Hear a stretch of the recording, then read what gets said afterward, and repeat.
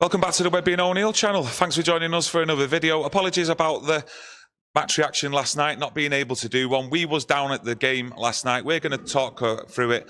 Please get involved in the chat with your own opinions, as usual. Yesterday, I actually had a great day yesterday. I've got to be honest. Shame about the result. Disappointing, of course. But I enjoyed the day, I've got to admit.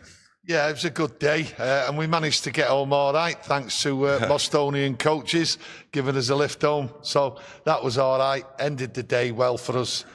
But yeah, it was a disappointing result. But both sides out there, they weren't at the best. Open game at times, especially the second half. First half, I just thought United didn't penetrate the Tottenham. They were high line. Didn't get behind him. I thought that was disappointing. Yeah, I thought we looked a lot more of a threat when Ahmad and Garnacho come on in that second half, and you get it back to 3-2. I'm sure a lot of yous at home, a lot of us in the stadium were thinking we can do this. The comeback's on. You know, the fans at the home end went silent, and you're thinking, this is Spurs. They do crumble. They've got that tendency to crumble. But as we know what happened after that. So that was disappointing for me, but you know, the show goes on, as they say. Yeah, the show goes on. Listen, at 3-0, inside that ground there, all the fans, what I was talking to around me, and everyone was like, they're thinking, it's Spursy.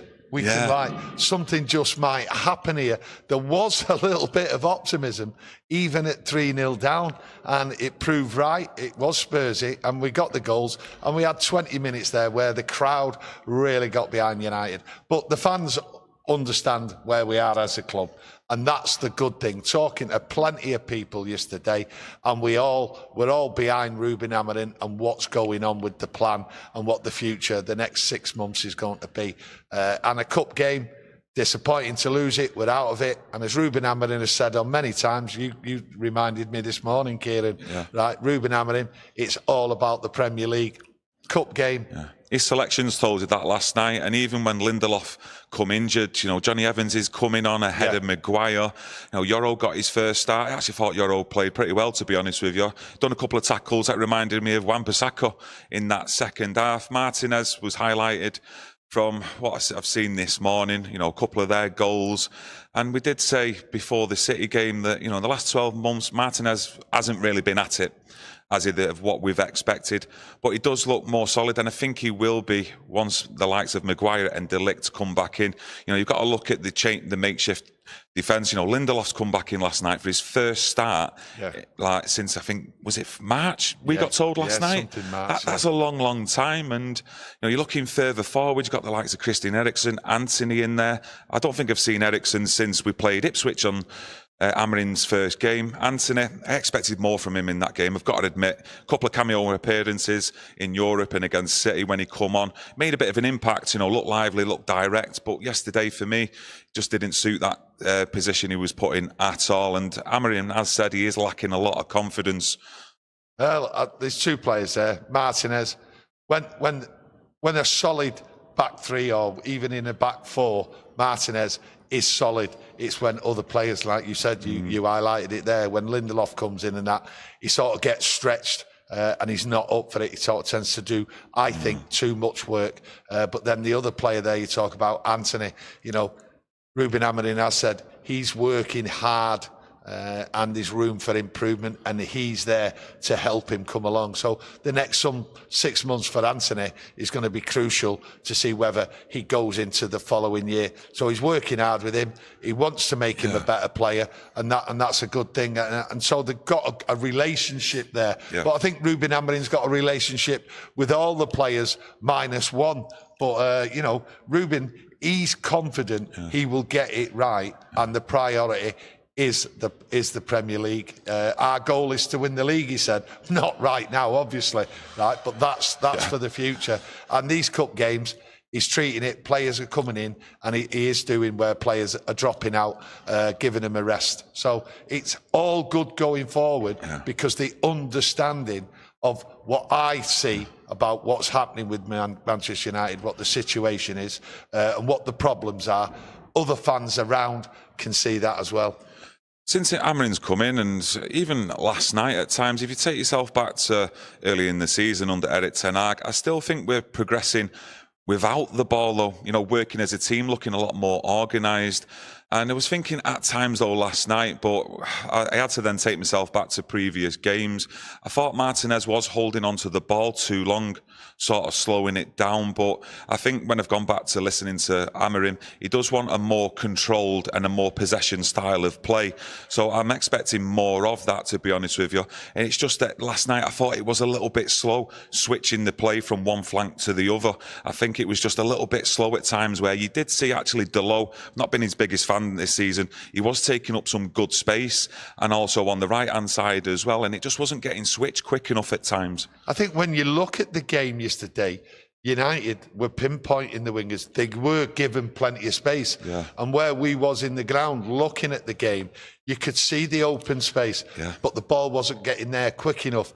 And when they used it, they weren't good enough to get behind him for the first, I say, 50, 60 minutes until the game changed when the players came on, the wingers like your Ahmad and your Garnacho, you know. But it was clear to everyone that we had the space. We just couldn't exploit it. We wasn't quick enough. But we've seen that in lots of games. But what you do see, and Amorim did point it out as well, but the fans seen it, is that they are working closer together. The passing is getting better. Yes, it was a bit dysfunctional against Spurs last night, but you expect that because of the personnel, what's on the pitch.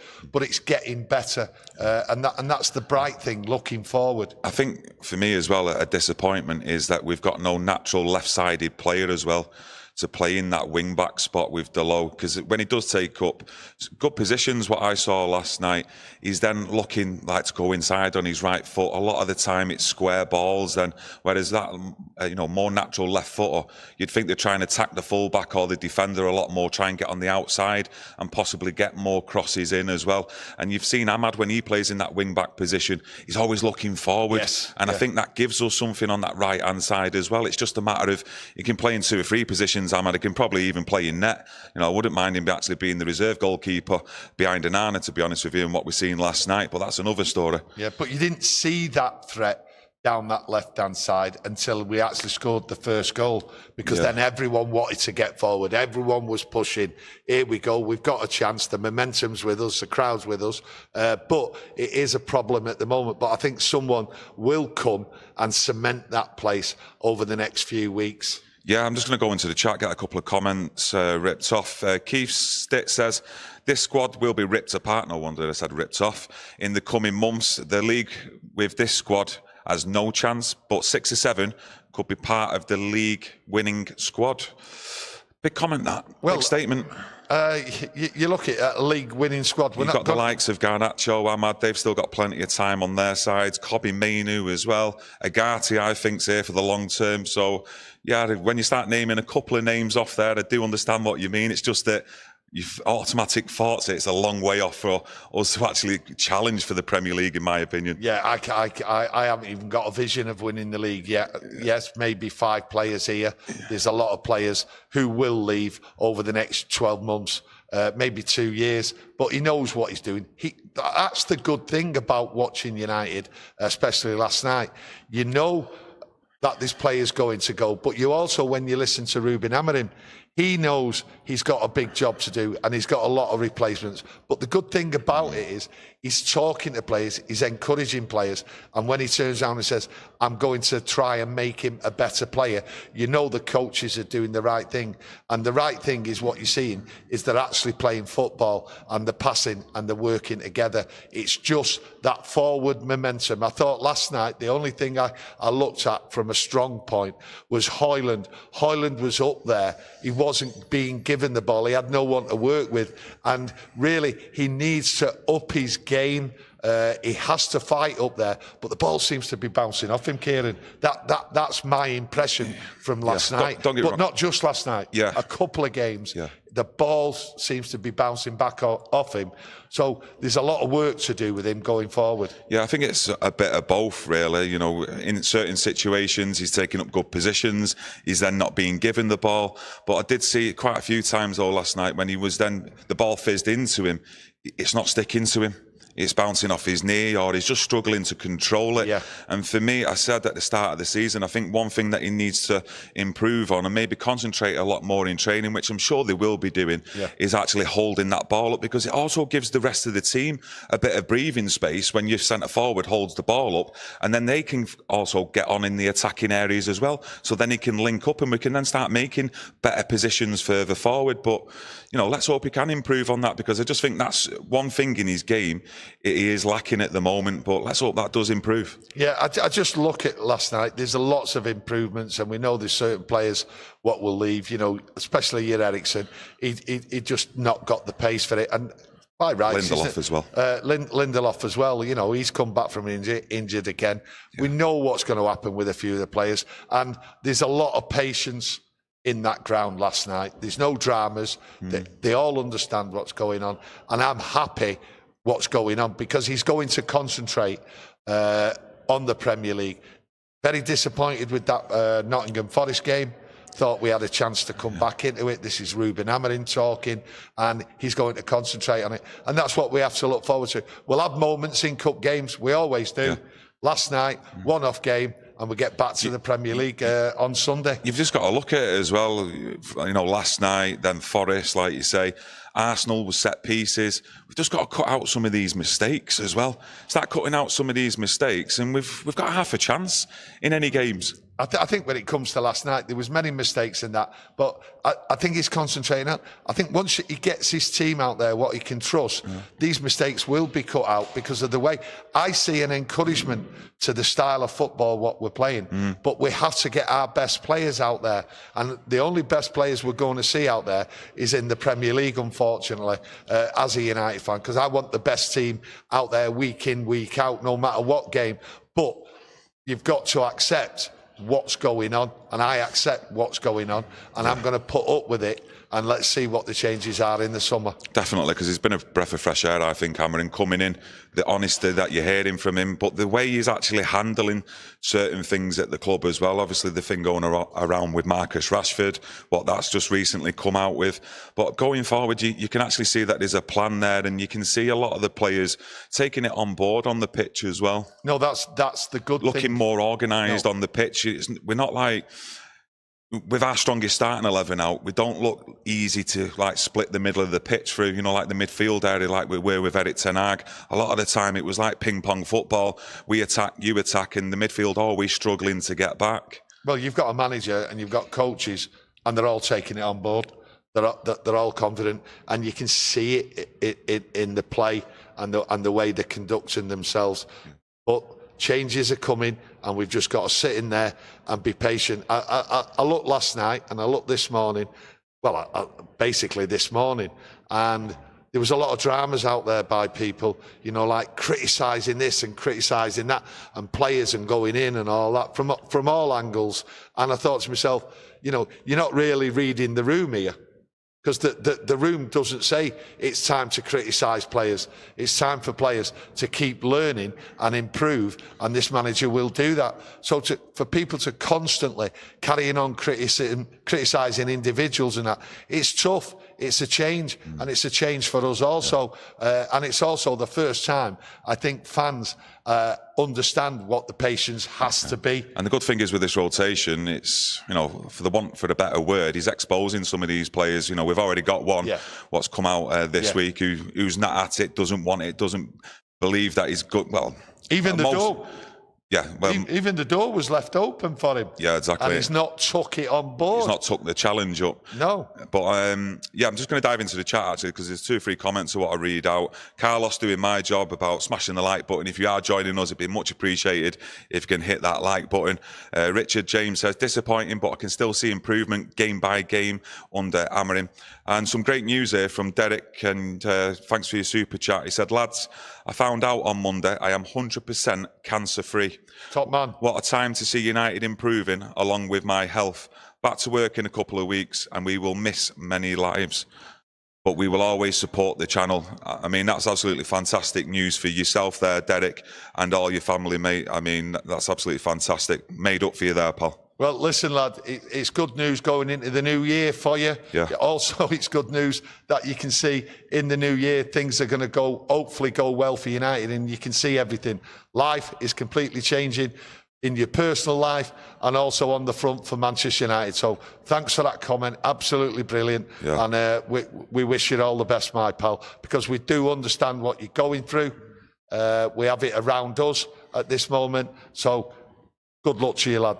Yeah. Fantastic news, that, mate. Give a big shout out to Derek, everyone. But some news coming out of his press conference earlier on was Mason Mount. Several weeks. Several weeks. I mean, I was hoping, fingers crossed, it was going to be a week or 2 weeks. But, no. I mean, you're looking at it by the time he gets back into training, gets up then to a match fitness to be into a squad. You're possibly looking at the end of March, end of March. Listen, I looked at Mason Mount when he was coming off, and I looked at the other players. And it's a long time since I've seen concern like that from other players and sympathy, and also how heartbreaking it was for him. Now, Ruben Amorim has been talking about him today, and like you say, possibly March, a few weeks and all, 6 weeks or something. That's what's being talked about. But I don't believe you'll see Mason Mount fully fit this season. You might see him trying to combat a cameo appearance here and there. And Ruben Amorim was asked about the injuries, how are these injuries happening and all that, and he says it's not my concern. So he's batted that off, and it's not his concern. And I think what the interview was trying to get out of him was, why have you signed this player with all these injuries? I think that's where he was leading to, and he just batted it off.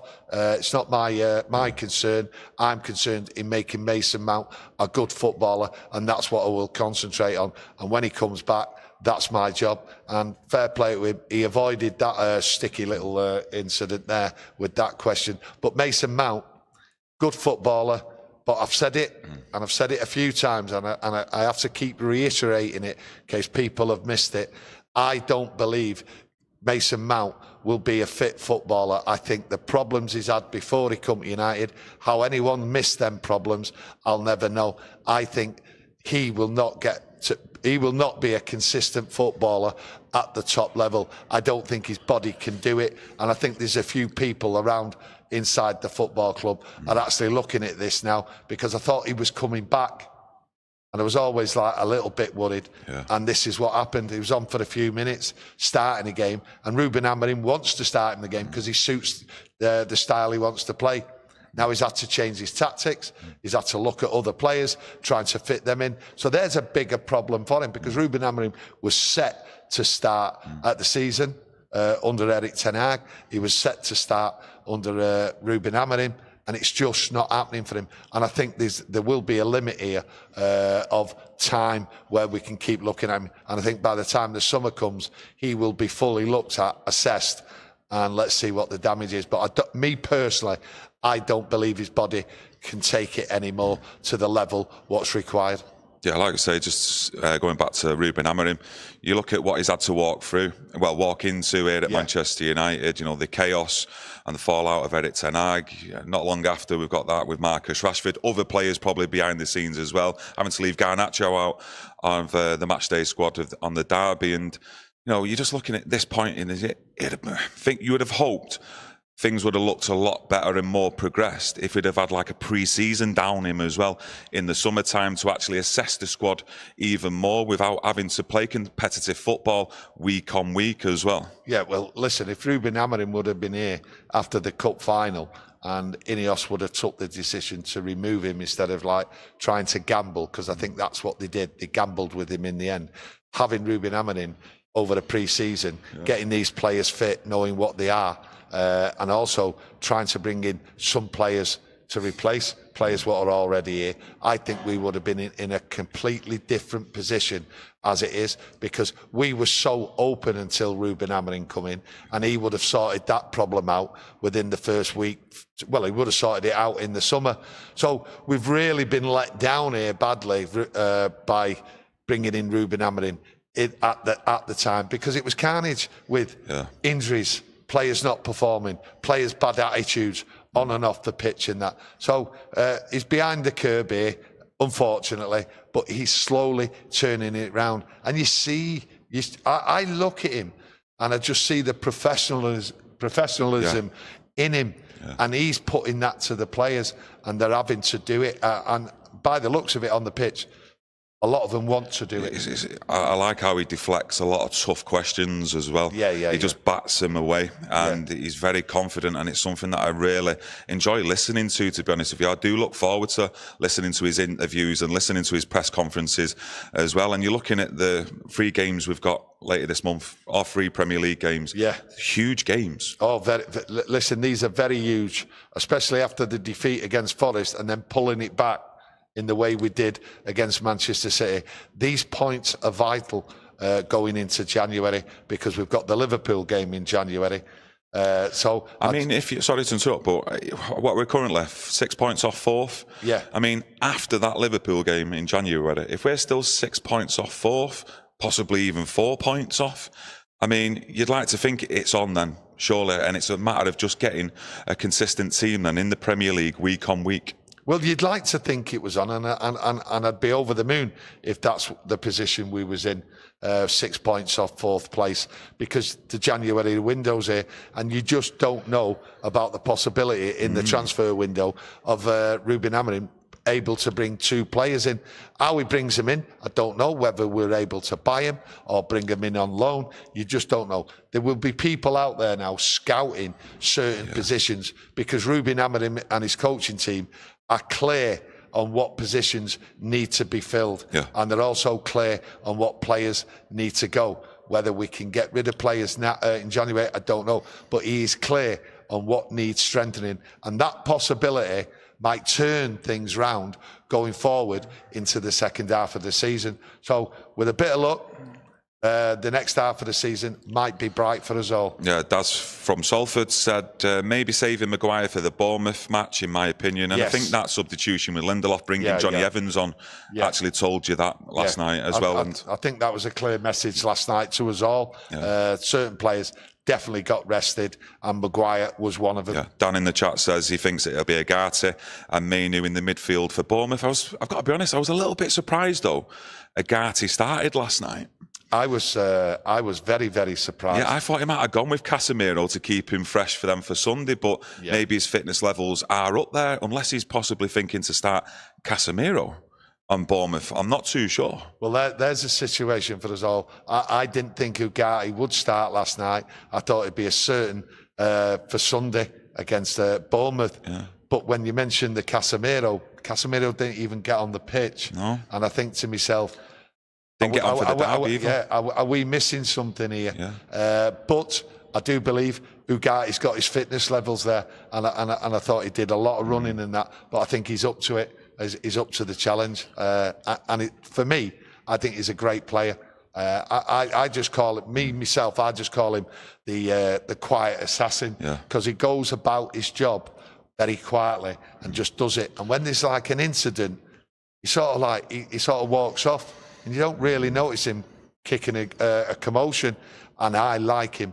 Sunday against Bournemouth, let's hope he starts. Yeah, a few people after you mentioning about the January transfer window, I think 95% are basically saying we need a left-sided wing-back in the January window. I'm sure that's something they will be looking at, especially with Luke Shaw's injury. Malacia, I don't think we've seen in the last couple of games at all making any minutes, so he's obviously got to walk around that very fitness. With fitness levels. And for me, Malacia, I would try him on that left-hand side, just to give you that overlap, that option of getting to the byline, whipping balls in. But obviously, Ruben Amorim's seeing him day by day in training, and he just maybe doesn't think he can handle that right at the moment, 60, 70, 80 minutes per game. So we might see more of that later on in this. I think with Malacia, he got some game time.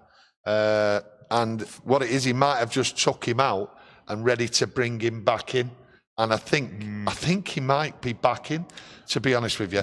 And in the January transfer, like people are talking about there, yes, I do believe we need to bring someone in. And I think he will bring someone in. Yeah, I hope so. I think it is definitely needed when you're looking then at the second part of the season. But what do you think about Bruno? He's been used in different positions under Amorim, on the left-hand side, the right-hand side, further in attack, as a number 10. but also like with Agata in that central midfield area. And I've got to be honest, I do prefer Bruno in that midfield area alongside Agata. But then you've got to look at Kobbie Mainoo.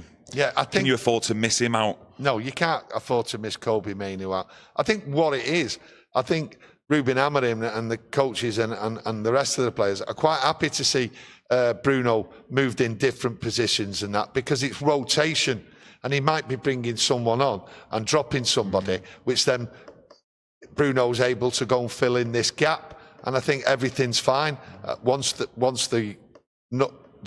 first 11 are on, the strongest. I think you'll see Bruno in his best position, but I don't really think in the way they're playing it's really affecting Bruno too much. Yeah. You know, sometimes he might go missing, and his balls, his passes for the balls are going astray and that. But I think you get that on a regular basis with Bruno anyway. So moving him about at this moment while we're experimenting and rotation and everything, I don't really think it's a problem at the moment. And once the side settles down, you'll see a settled Bruno Fernandes, and I think you'll see a better Bruno Fernandes. It's just that I think Mainoo's really good at passing, great at press resistance, you know, getting the ball out quickly in that like defensive midfield area. But I could see him doing bits, so to speak, further up the pitch, where he's able to link up with the actual wide players, you know, the other number 10, the forward, more so than actual Bruno.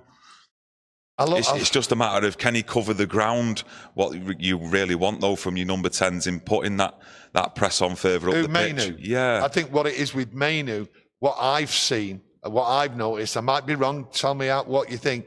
I think Mainoo is more confident and able to express him more because of Ugarte being there. Yeah, possibly. That's how I see it. I might be reading the game wrong. We all have our own opinions. I might be seeing it from a different angle. But I think Mainoo is more confident and able to go, because he does tend sometimes going forward to keep hold of the ball too much, not release it quick enough, and gets caught. But what it is, we've got somebody going across the line. And you've got Ugarte doing that. So I think it releases Mainoo a little bit more. So with them two playing, and Bruno, I'm fine with it. I just think with Mainoo's close control as well, with the ball at his feet, I think that would be beneficial going forward, further up the pitch as well. But he gets caught holding the ball too long. Yeah, there's only moments though, really. You know, you look at any of the players on the pitch, even for the top teams, top players, it's just that he's probably more confident than a lot of other players in carrying the ball forward. I just think he's better going forward than when we do lose the ball high up the pitch and the counter-attacking the opposition, him having then to get back. I mean, him further forward, that's where he does his best work for me, instead of like that, you know, holding midfield around that area. Well, I look at it this way with Mainoo. You have to have him on there, right, to push and help the forwards, to help an attack, creating. We're not creating as much as I thought we would, and many people out there. So when your Mainoo's on there, he is actually part of the creating the chances for the forwards and anyone who's up top. So Mainoo is really, when he's not on there, it sort of like takes away from the attacking options going forward. Yeah, he's going to be a top player though, Mainoo. Really looking forward to seeing how he develops in a Manchester United shirt. But I'd just like to thank everyone for joining us today, to be honest. Just thought we'd just go over last night's game with us not doing a match reaction. Big shout out to Derek as well with that great news, what he posted in the chat earlier on. So a big shout out to Derek. We'll be back tomorrow with a match preview looking at the Bournemouth game. So you want to come and join us, get that notification on, please, and we'll see you there. Much love to everyone out there who continuously supports the channel and spreading the word. We'll see you again soon. Thank you.